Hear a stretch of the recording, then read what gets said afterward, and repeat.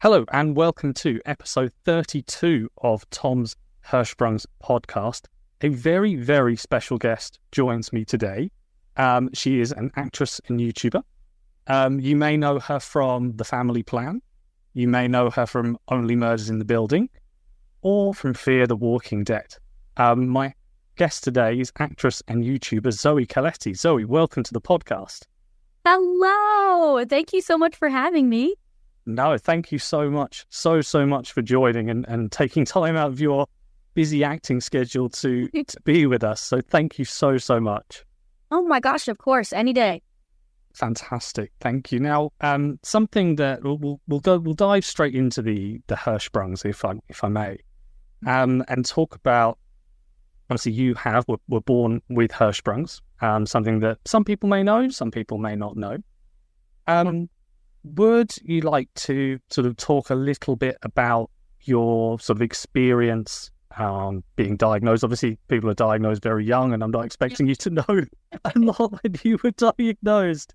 But would you like to just talk a little bit about your sort of experience with Hirschsprungs? Yeah, for sure. Well, first of all, I do want to say, regardless, that I think your show is super awesome because Hirschsprungs is not something that's talked about a ton, and even for me, personally, just getting to see a ton of people talk about their experiences as well is just really, really cool because you don't get to see that a lot. So starting off with that, I think it's really awesome. Anyway, on to my story, droning on. Anyway, so yeah, obviously I don't have a ton of crazy memories of it happening. I just have kind of heard the lore of what it was like when I was born. I was not a sentient baby. But anyway, I was born, I'm from New Jersey. So that's where it all went down. But yeah, I was born, obviously pretty quickly on. Parents could tell that, things were not the most super normal. I'm a second kid too. So they had kind of gone through having a kid and knew a little bit what to expect and knew that it wasn't exactly, how it was supposed to go. Same. Yeah. I'm also number two. Yep. So they're like, this is not the same as the other one was. What's going on? So yeah, they kind of were starting to do tests and stuff. Again, I'm turning 23 this year. And so crazy enough, even with just that gap, there's so much more information now about it. I feel like even then, like they really had no clue what was going on. So as much as my parents had no idea what was going on, even a lot of the doctors and stuff didn't really know what was going on. And of course that's kind of a scary position to be in when you're like, having just had a kid. So anyway, they were kind of trying to figure out what was going on with me. And then unfortunately, the doctor at the hospital that I was at, took a biopsy of my intestines and then sent me home, when I was only a few days old and didn't realize that they had, perforated my intestines. They had like cut a hole in my intestines and didn't realize, and sent me home. So, that had been kind of a crazy addition to just the Hirschsprung's diagnosis in general. So I ended up getting like rushed to the emergency room. I had an emergency colostomy put in when I was a baby because of that mistake that had happened. And then I ended up being in the NICU for like 3 months because I had sepsis and a bunch of crazy stuff that had to do with not only just the Hirschsprungs, but then also the medical mistake. And so it was crazy time for my parents. I had to like heal open and they just had a really hard time getting like the infection under control, and it was a whole crazy thing. And so yeah, again, craziness. So I got home finally after 3 months and had to have like a nurse in the house to like do the wound care and packing the wound and crazy. Yeah. So that's how that kind of went down in the first kind of initial bit. And then I was able to get the pull-through surgery from a doctor that we didn't realize, even though we were asking a ton of questions about it. I say we. My mom was asking a ton of questions about it. And it turns out that the doctor that literally created the pull-through surgery was like 45 minutes away in a different hospital. And nobody seemed to think that would be a relevant piece of information. So it ended up being great. I went to an amazing doctor. His name is Dr. Pena in New York, who did my pull-through surgery. And there was so much scar tissue and everything because of the mistakes that had happened and trying to kind of heal from that, that the surgery took like 8 hours. I still had to have the colostomy during like the whole kind of healing process. And then 6 months later, I had a hernia surgery, just because, again, like trauma to the area. My body was just like not really sure what to do about that. And then I was able to have the colostomy reversed at around like a year old. And I haven't had to have one since then, which is obviously a good thing. Yeah. Yeah. And then in terms of kind of my life growing up and just having Hirschsprungs in general, again, it's like anyone that has it or any kind of medical condition that you're born with, it's sort of like you don't know anything else. So it becomes just like, it's just your nature to kind of have that. But it's definitely not fun. It's not great. I'm always like, yeah, it's a bit TMI to talk about, but like that is what it is. But yeah, up until I was 17 years old, I was having to do daily enemas, which is not lovely. No, right. No, not great at all. And especially kind of getting a bit older and not being like a little kid and having to have like my parents kind of rotating between who had to do it. Being like, I'm going through puberty and I really don't feel like having my parents doing this anymore. No. So yeah, definitely not the best, but at around like 15, 16, I was able to go to Children's Hospital in Ohio. And I did like the bowel management program, where I was able to finally figure out like a good regimen of like laxative and fiber and all that good stuff, to be able to kind of keep things moving. And I do like checkups now every now and then just to make sure everything is like working. But luckily for me, which has been really amazing, since I was like 17, I've been able to stop the enemas completely and just be on like laxative and fiber, to kind of keep things moving, which was majorly impactful in my life, just because, at the time I had like my first boyfriend and we were in a long distance relationship, and it was all things like I wasn't able to travel by myself because I needed someone there to do the enemas. And, my mom was obviously amazing. She would make it that, I'd go to sleepaway camp and she would stay in a hotel, 5 minutes down the road so she could come and do my enema so that I'd be able to go to sleepaway camp still, even though I couldn't really go away for like a week by myself. So we made it work. But yeah, it was a pretty impactful transition at that age to realize I'd be able to like kind of be mobile on my own completely, and still be like alive and not feeling like I'm nauseous and gonna die. So like that's the kind of Cliff Notes version of my start to finish, in terms of like now with like my actual regimen for Hirschsprungs. It's kind of the same thing now. It's been still working and I'm kind of chilling with that now. So that's the gist. No, that's fantastic. Thank you so much for sure. Story. And also I'll just pick up on a couple of things you said there, just how dedicated your mum is to keeping you well. I know I had the same experience with my parents. Every single surgery, my mum was there and she stayed in the hospital and this, that, the other. So just give a sort of huge shout out to parents, and especially your mum, my mum, for keeping us alive, I guess. Yep. I know it's the crazy job. Not only just like the job of keeping your kid alive as like a parent of any kid ever, but you got a little bit of extra work there. So I think, big shout out to all the parents that put the work in for their kids like that. Fantastic. Yeah, absolutely. And obviously with you started your career, and we'll move on to acting a little bit later on. But you started your career in 2006. So you were 4 or 5 years old, give or take. So very, very young, and obviously going through all of this stuff as well. How did that work? Having an acting career, obviously there must have been a bit of traveling involved, and I know you said your mum was you would stay at hotels and this, that, and the other, but how did you make that work? Yeah.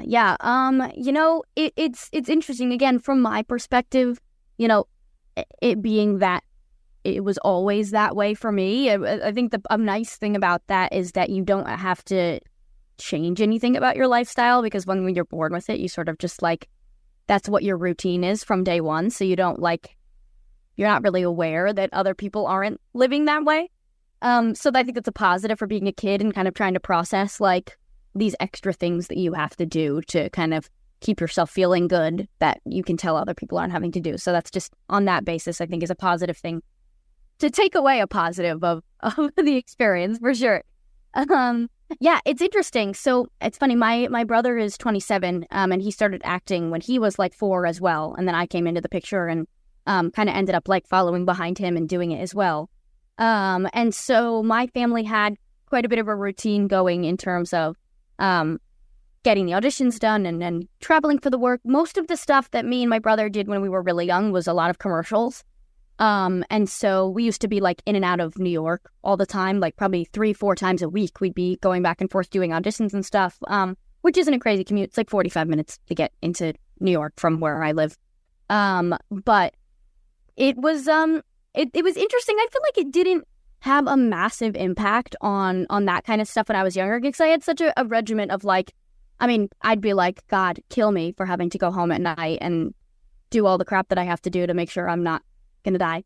But I think one thing I've always loved about it since I was like super, super little is whether it was just like me having a good attitude about it or my mom there to be able to make sure she could help me and things would be okay. Like, I feel like I've always really strived to have it not be something that like is a hindrance to anything that I've wanted to do in my life, which I think is like 1,000% possible to do. And if anything, it's just become an extra thing that I've been able to talk about and kind of add to my life in a positive way. So yeah, it wasn't crazy. Like, I don't feel like it crazily affected me when I was little in that regard. Because again, we had a pretty good system down, especially by the time I was aware of what was going on. We had a good system for what I had to do to keep things going. Fantastic. No, thank you ever so much again for sharing that. And I wanted to sort of touch on another point as well. It's something that you've done quite recently, and talking about body confidence and this, that, and the other. You have become a creative designer for a swimwear brand. The swimwear brand is on my notes, but could you just remind me? Yes, of course. Yeah. Vibe. Sorry, I couldn't read. Kitty and Vibe. Sure. Yeah. Kitty and Vibe is awesome. Getting to work with them was such a cool experience. Their whole message in general is just like ultra body positivity, especially for how like annoying and uncomfortable bathing suit shopping can be in general. Even people that are like have the utmost confidence in how they look, it's still like that. Oh God, I'll be able to like find one that I like, a needle in a haystack of one that I'm gonna like feel really good in. So I related a lot to that, just on a base level of like being a girl, going through puberty, like dealing with like figuring out who the heck you are and how you feel about like the skin that you've just like been involuntarily put into. So in that, on a base level, I thought was like a really great message, and made it that I was super excited to get the opportunity to work with them. I also, just on a separate note, love fashion in general. It's a huge part of who I am, and I love like the self-expression that comes with it. So getting the opportunity to like design for the first time was super cool for me, and with some really amazing women that run the company. The company is completely run by women. Women make the bathing suits, design the bathing suits, like the whole 9 yards. So it's just a really cool company in general. But to kind of add to that, it was a really, really cool experience for me. And honestly, one of the first times that I was able to do an entire campaign that was so specialized to me in the way that body positivity for me personally meant so much more than just the kind of base description of what you would think for that, not just confidence in your maybe weight or your figure or any of that kind of stuff. But I have a ton of scarring, like a ton of scarring, not only just because of like the Hirschsprung surgeries, but also a lot of my scarring is due to the mistake and then having to heal open and all that kind of stuff and having lots of scar tissue. So unfortunately, in that regard, it's not even all just about the Hirschsprungs. It's about kind of the disaster that ensued right after I was born. So I definitely struggled with that a decent amount when I was younger. Particularly, there is like one scar that I have on my stomach that, because of the way I was like Frankensteined back together, kind of like puckers a little bit and like gives me like a little pooch on my stomach. And like when I was younger, I hated it. I was like, wouldn't want to wear tight clothes because it was like you could see it. And I even had people on like Instagram and stuff when I was younger, like commenting on it, being like, oh, what is that? Like, da-da-da, whatever. So like, it was sucky. Like, I did not enjoy that, especially kind of when I was younger. And nobody really feels all that great in their skin, I think, when you're like 12 to 15. You're like, I don't know what's going on.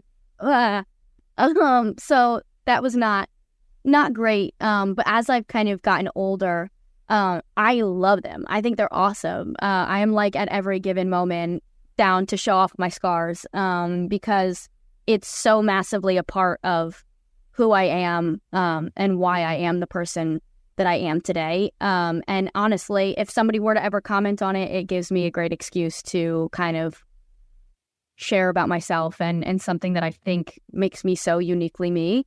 And they were super, super open about my entire campaign being related to my scarring and even doing the kind of photo shoots and stuff. Like, I talked about it a ton. I got to do like a log line kind of like speaking all about my experiences. And I even was able to pick some models for the shoot that had like maybe some like skin conditions or other things that were not commonly seen necessarily in models, to make my entire campaign super focused on body positivity, not only in just like your physique, but also in stuff that maybe is out of your control completely. So yeah, because I think scarring isn't necessarily talked about a ton in like the modeling industry or anything, in terms of like that being an aspect of making it hard for you to feel confident in yourself. So that was really cool. And there was a ton of great feedback from that, of people like DMing me or emailing me.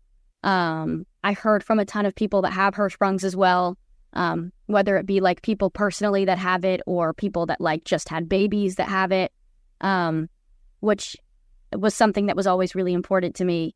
And I think really cool just to even be able to like give some hope and encouragement and like a sense of calm, even for parents that have just had kids that have Hirschsprungs, that are like completely overwhelmed and not sure how that will impact their life as an adult. And to be able to be like, no, it's fine. They'll be chilling. Don't worry. Like, you can literally do anything you want to do. It's fine. Like, your kid's going to be A-okay. No stress. I'm so glad you added that last part, because this is everything the podcast is, which is why, again, I was so keen to get you involved, because you epitomize, everything to do with this podcast. It's not a medical podcast. I'm not going to sit here and I'm not a doctor. I don't know. But it's all about saying, okay, yes, you do have Hirschsprungs. Yeah, okay, parts of it are, do suck a little bit. But you can and go and do so many things, and you epitomize that. You've gone and done. I mean, we'll talk about the acting. We'll talk about the YouTube later on. But you've gone and done some incredible things, and obviously, as we touched on, you've gone through some pretty rough stuff with Hirschsprungs. But that's something that's so important to me, in being somebody that can go on and do anything you like. I know it's a bit cliche, but you can go and do whatever you like. Hirschsprung shouldn't be the thing that holds you back at all. So that I absolutely love that about you, really, really do.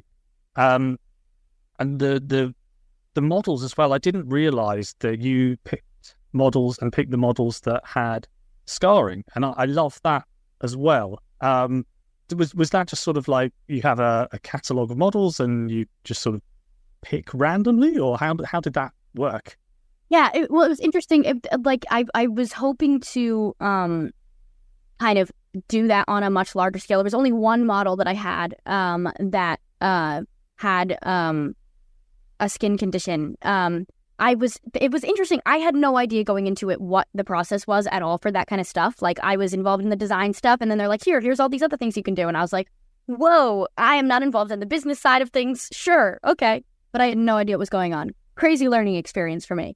But yeah, I was like, I would love to be able to incorporate this somehow, and look at it as a way to give opportunity also to like other people that maybe don't like get a ton of modeling opportunities, and especially, being in LA, it's like, hey, there's probably tons of girls that are like super interested in being able to get to model and maybe don't have like a million opportunities for it. And they have like, they never hire actual models or like they don't go through like modeling agencies. They like take submissions from people that like their brand, and then hire models based off of that, which is a cool system regardless that just they do for their company. And all of their campaigns, like all of their shoots, they never use, like it's always different people every time, which I think is really cool because they also are kind of looking at it from the perspective of like giving opportunity to anyone that feels like they want to model. But yeah, I got to just look through a bunch of the submissions, and there was some people with really cool stories and stuff as well that were interested. And there was like a ton of people, which was just really cool to see as well. Because I love to see people being confident and kind of rocking their scars or whatever they have going on. I think it's really like inspiring and cool. So that was fun. I think that's brilliant. And thank you for such a great insight into how that all works, because I had no idea. I mean, okay, I'm not in the modeling industry, but I and will never be in the modeling industry. But from sort of 3 or 4 models I've had on here and talked to, I haven't heard that type of process before. So no, thank you so much for sharing. And if I may, we'll move swiftly on to your career, because it started very, very young, as we mentioned, sort of around 4 or 5 years old. You got into acting. Again, you sort of mentioned a little bit on how that started and your brother being involved and et cetera, et cetera. Yeah. So you started in 2006 with a TV pilot called American Men. How does auditioning go at 4 or 5 years old? How does that work? Oh my gosh. It's a process for sure. It's interesting in general. I don't know how I ended up getting into it at all. So I obviously I'm quite a talkative person now, but when I was young, I was so shy, like brutally shy, like can't even order at restaurants shy. Borderline being a mute. Not in private. Like if I was in private with my family, I was like a chatterbox. But the second I'm like step outside into civilization, I was like zip blip, completely mute. Which is crazy because how in the world I've ended up doing the job that I do, that does not make sense at all.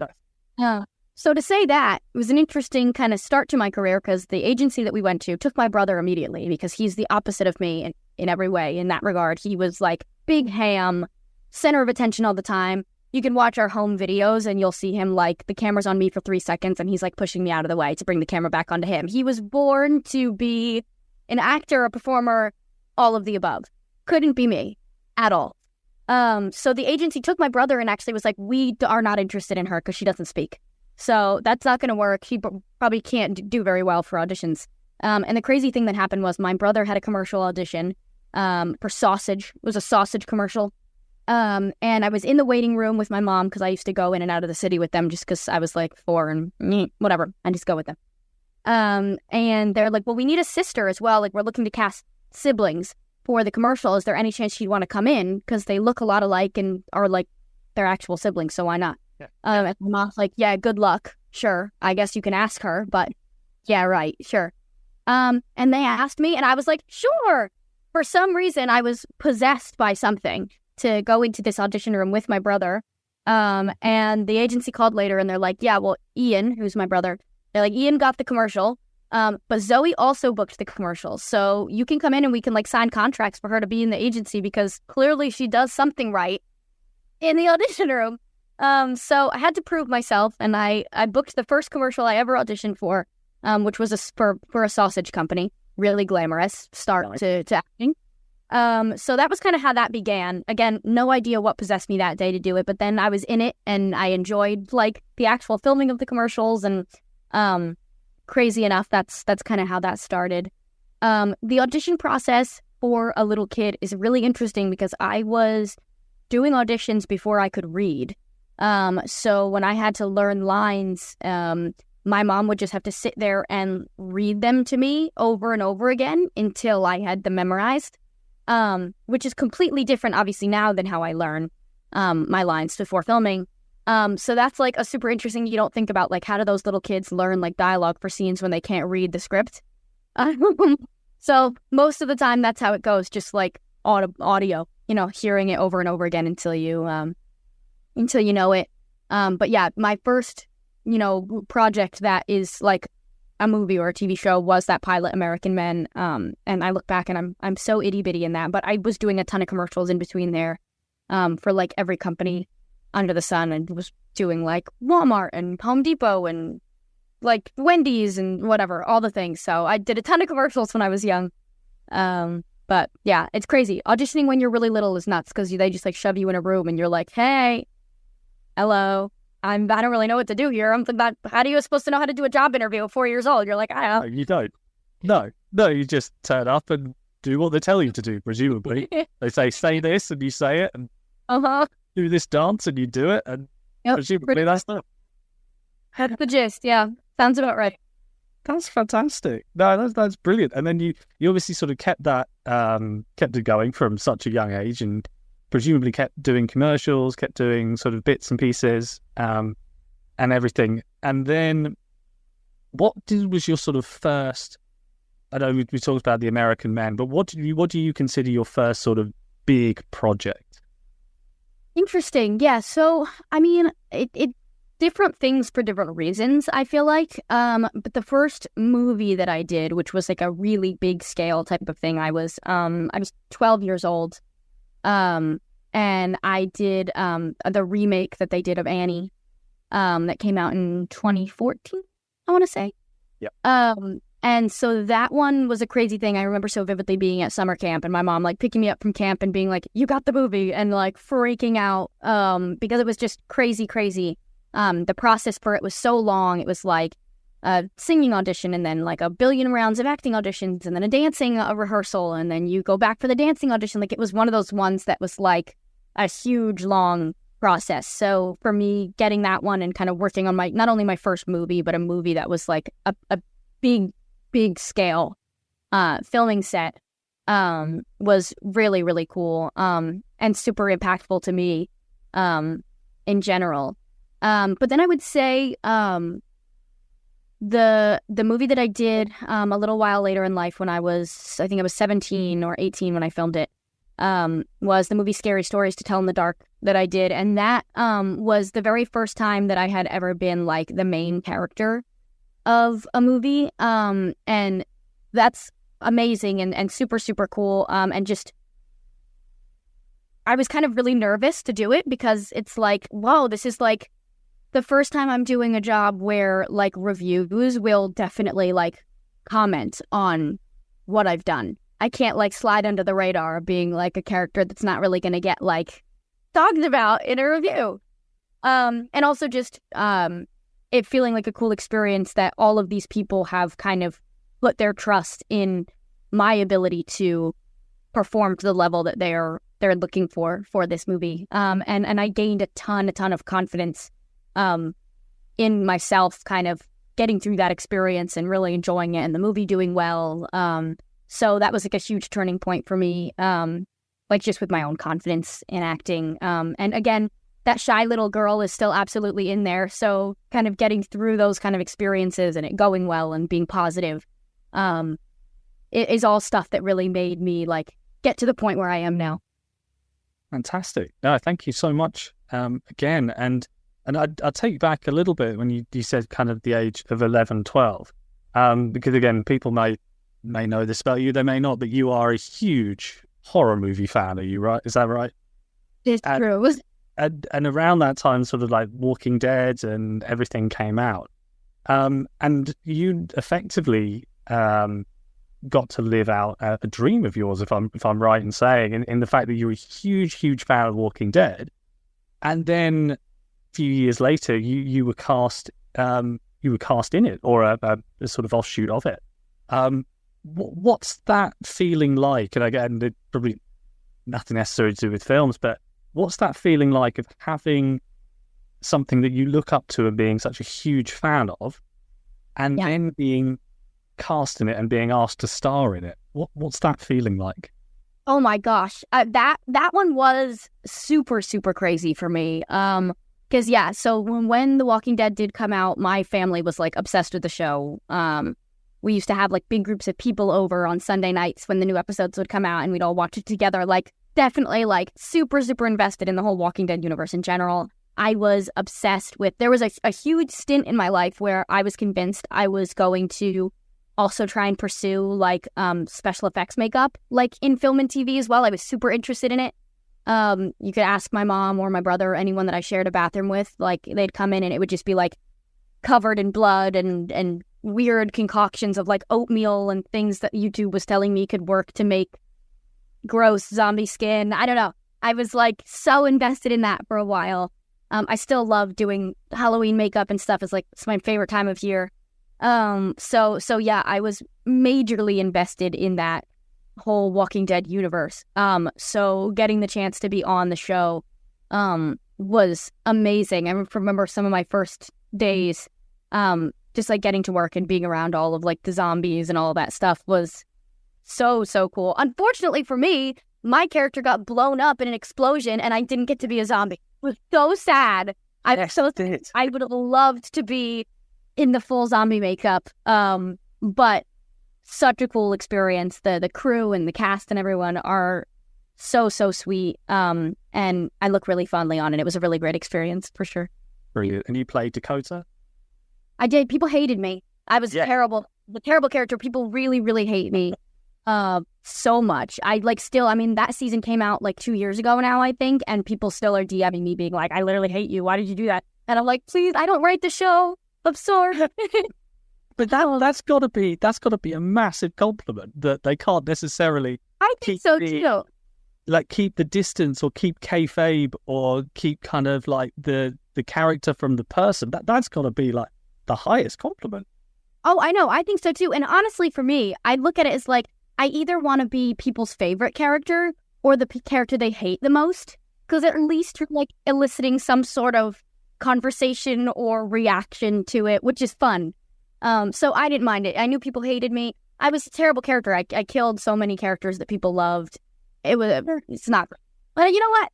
That was fun. It's part of the job. I got to be like a literal psychopath. I was like a freaking psycho child running around killing everyone. Totally fun. Because acting is all about getting to play things that are like so far from who you are. So it was cool. On that note, do you have kind of a favorite? Are you do you prefer bad or good necessarily, or is it just anything that elicits a reaction? Ooh, I mean, I'm super huge on just like if I get an audition for something, if it's just a character that really like sparks interest for me or I feel like connected to in some way, I get really excited about it. I love playing characters that are super far from like my own personality. Just because I think that's the most fun to like watch something back and like feel like you're unrecognizable, like it's not even remotely like who I am. I just think that's really fun. But I a lot of times end up playing characters that are like evil. I don't know why. I don't know if that's a commentary on me as a person or the vibe that I give off. I don't understand. I don't know. But I'm like always killing people, or I'm dying like in the hospital, or I'm causing other people to die. I'm getting killed. I don't know. Like it's always these like really insane plot lines that are happening to me. I've killed so many people in movies and TV. I don't know why they do that to me. I don't know if I should like go to therapy or something for that, but I don't know what vibe you're giving off, because every time I've talked to you, you've been fantastic. You've been lovely. You've been great to chat to. Sure. I don't think that that's the vibe I give off, but I think a lot of things like that, like the massive twist where it's someone that feels so unassuming and then they end up doing something bad. I feel like that's what it is. I don't think I actually give off the vibe of a murderer, but I more think that I give the really shocking twist of like, oh my gosh, it's that person that's gone crazy. I'm going to say that's what it is. But it's so fun because obviously like that's crazy characters to play. It's like for me even, there was a movie that I loved working on called A Boy Called Christmas, where I got to play like a little pixie fairy, and in this like super cute Christmassy world. And even still, I'm like, oh, this is lovely. I'm playing a fairy. and this is so fun. And then they're like, this fairy's in jail, and she likes to blow things up. And I'm like, what the heck? I thought I was being a little fairy. Why is she in jail for like arson? What? Can't I just be normal? Just be a nice character for once. No, you have to be a murdering psychopath. Sorry. Yeah. I've accepted it now. I think that's just what it is. Fantastic. I think that's great. But you have shown range in your acting, and there's one story in particular, and kind of going back to The Walking Dead a little bit, where obviously you're from New Jersey and you had to play a Texan. And you had to. So, how did you get into the role of that accent? Did it take time to get that accent, or did you just sort of get it straight away? Ooh, okay. There's actually a really funny story that. Sorry, I keep getting notifications. Okay, so there's kind of a funny story about how last minute that actually ended up being. So I had no idea I didn't like plan on doing that accent at all. Before I got onto set.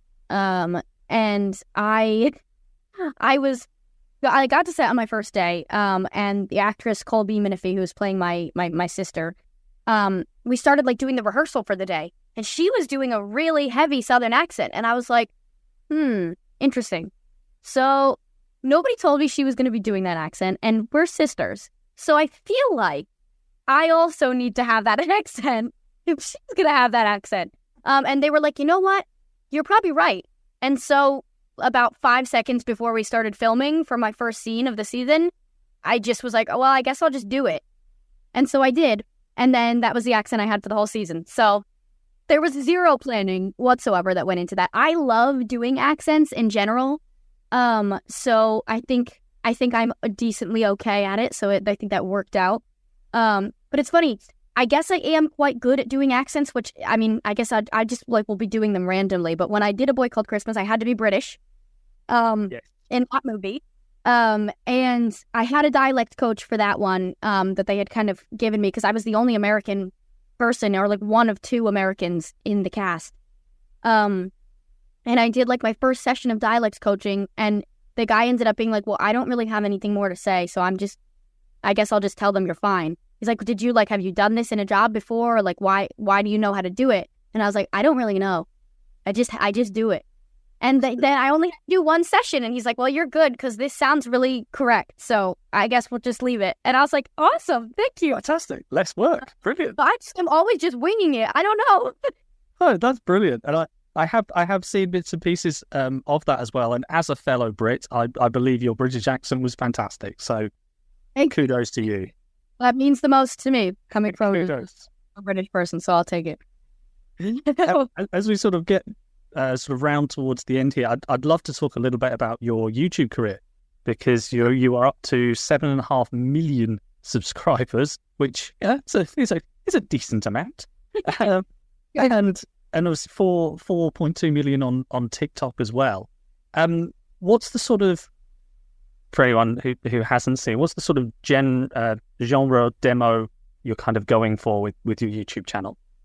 Yeah, for sure. It's interesting. It's something that has kind of become its complete own beast, separate from anything else that I do. So I definitely make videos that are geared towards kids, which has been really fun. There's a kind of long-winded backstory as to how I ended up doing it, but I was dating a guy. I'm my ex-boyfriend now, but I was dating a guy for like 5 years who did YouTube full-time as his career. He still does. And when we started dating, so that he could kind of travel and come see me if I was, working away, filming, whatever, yada yada, when he would come to visit me, I would like film with him so that he could keep working and keep getting his content put out. And then over time, it just developed into this like massive animal where I was like in all his videos, and it became such a huge part of my life, completely accidentally, because I was like, I don't know, I'm just like helping him so that he can keep working while we're traveling or whatever. And it became this whole thing. And again, I was busy working on my acting career and all this other stuff, so I never really considered having my own channel. I was kind of like, well, that's like my boyfriend's thing, so I help him with that, and I've got my other stuff that I'm doing. And then the like SAG strike came around, and there was a whole whole lot of months that I was kind of sitting around twiddling my thumbs doing nothing. And I was like, all right, well, I've got a lot of time on my hands, and that could be a creative outlet. And I'd been doing it for so long that I at that point had a huge fan base from YouTube. Like, I get recognized out in public constantly, and 99% of the time, it's not for acting, it's for YouTube. Like, it's crazy. It's like such a huge audience, which has been really cool and so much fun. So yeah, only around like 8 months ago, I started my own YouTube channel, which is crazy how fast it's grown in that short of a period of time. But yeah, I make videos for kids. I do like sketch videos. I actually work with my brother, so my brother writes all of the videos and kind of helps with the back end stuff of the uploading and deals with our editor and all that kind of stuff. So I've got a bit of a family business as well with the YouTube. But it's been really fun. I adore the fan base. They're like between ages like 5 and 12. And they're so sweet. And I love when kids come up to me in public. And I've always loved kids forever and ever. So it's just been a lot of fun, and they're so sweet. And they're also very forgiving. You can post really silly things on the internet and they think it's hilarious. So that's a plus. Absolutely. No, that's absolutely fantastic. And obviously TikTok as well, you do a variety of different stuff on there. Yeah. And how's that all going at the moment? It's good. Yeah, it's interesting. Like with each of the different social media platforms, I've kind of like done completely different things. And my Instagram has kind of stayed mostly just regular day-to-day stuff, but also I use that mostly for like if I have to post about work, like acting stuff. I think is kind of primarily where my Instagram followers have come from, is like, you know, an older crowd of people that have watched my acting stuff. And then my TikTok, I just kind of I just do random stuff on there. I have no idea. It's just random trends. You'll watch me do stupid dance trends or whatever. I don't know. I just kind of like, it's become such a huge part of life of like being an actor, and it's like super relevant to be active on social media. So I'm just like, I guess just post random crap on there, and I guess somebody likes watching it. Couldn't tell you why, but they do. So I also use that platform as more just kind of me personally, just doing silly stuff that I feel like doing. And then the YouTube became a completely different beast of my channel is called Zoe Tube. And it's interesting. I almost look at that YouTube channel as like a caricature of myself, almost like the like Amanda Bynes show or something. Like I feel like I'm like having a kids TV show over on my YouTube channel, which is fun because I get to just like outlet all of this like silly high energy stuff kind of over there. So it's weird. All of the different social media platforms I have, I use like in completely different ways.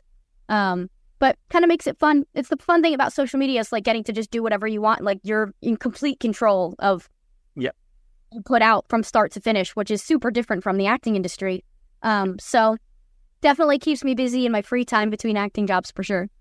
Fantastic. And on the subject of acting jobs, I'd like to get on to plans for the future. Now, obviously, no spoilers. I don't want to get sued by anyone. I don't want agents coming after me or film producers. No one's saying, Tom, you coerced poor Zoe into saying all of the secrets for her next film. I talk about something, an immediate sniper, like ready to be like, no, you can't say that. Yeah, no, we'll have none of that. But I know you've talked to me a little bit about where you'll be doing some acting work next. I don't know if you can share that at all, but I can. No, okay, that's fine. I don't have a ton of secretive stuff going on right now, so it's okay. But I finished up filming a movie a little while back called Please Don't Feed the Children, which is another horror movie. And the cool thing about that is Destry Spielberg's directorial debut. So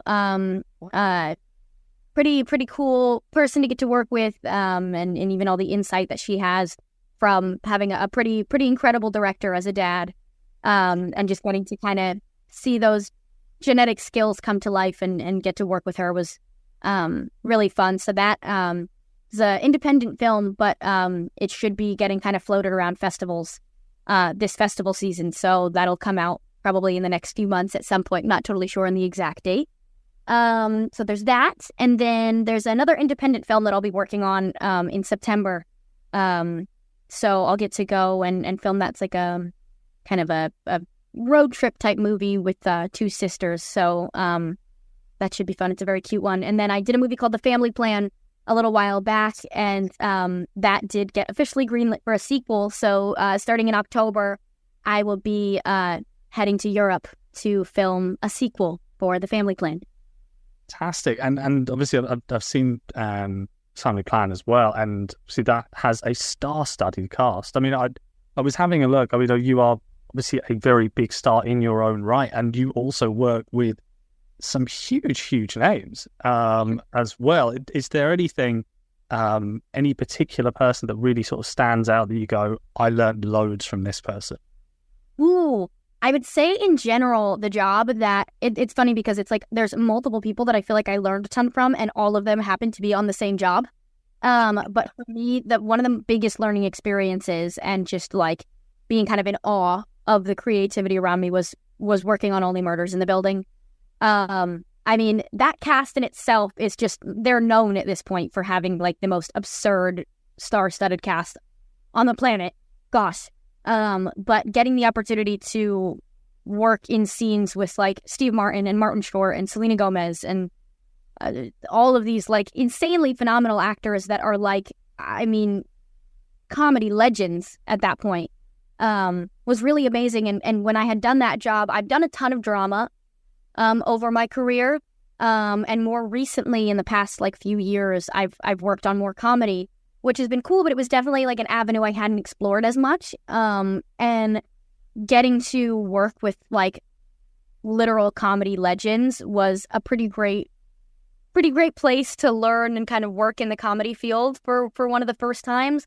Because making a joke on set or in a scene and having Steve Martin or Martin Short laugh at something you've improv'd is a pretty good shot in the arm of confidence to feel like, all right, okay, it's good. I can feel a little bit better about what I'm doing. Like if they think I'm funny, I could pretty much just die feeling like I may be slightly funny. And also I was the biggest fan of Selena Gomez. Like as a child, she was probably like my ultimate person that I was obsessed with. I was like a Wizard of Waverly Place obsessed child. I loved her. And she's like the sweetest person I think to exist on the planet Earth. And she's so kind and amazing. And so overall, in terms of like the people I got to work with, I think that job is a front runner for sure, just because they were all so amazing and kind and so talented. So I loved that one. That was great. That's fantastic to hear. And thank you so much for your insight as well. And just very lastly, I know we're running short on time, but where, as people probably find it easier to find you than they'll find me, but where can people find you, keep up to date with everything that's going on with you? For sure. I would say, honestly, in general, probably my Instagram, which is just literally my handle is just my name. I would say I post the most about acting stuff and just general stuff going on in my life on there. I think that's most of my info you can usually find on there. Fantastic. I just want to say it has been a pleasure. These 45 minutes have absolutely flown by. I know. It's been an absolute pleasure talking to you. Thank you so much for taking time out of your day to come and chat to me. Thank you for being so open with your Hirschsprungs and your acting. It's been an absolute pleasure. Thank you so much. My gosh, thank you. Thank you for having me. My pleasure.